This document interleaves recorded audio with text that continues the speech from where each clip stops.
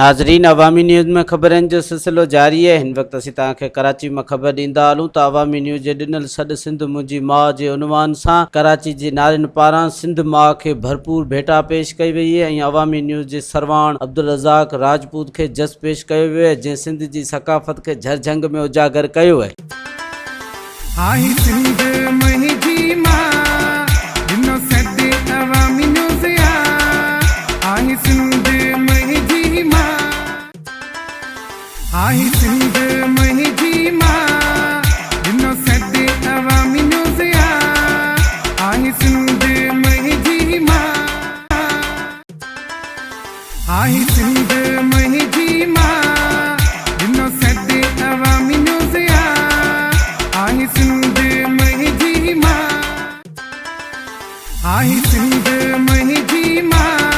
मोहब्बत आए और ये हमेशा रहती जैसे किसी मसावा। सिंध कल्चर डे आज जो हम लोग मना रहे हैं, इसमें सीरियसली अब तक बहुत सक्सेसफुल रही है और आगे भी हम होपफुली और सक्सेसफुल रहेगी। और हम लोग चाहते हैं कि सिंध हमारा हर चीज में आगे रहे। सिंध हमारा है, कराची हमारा है, जिए सिंध।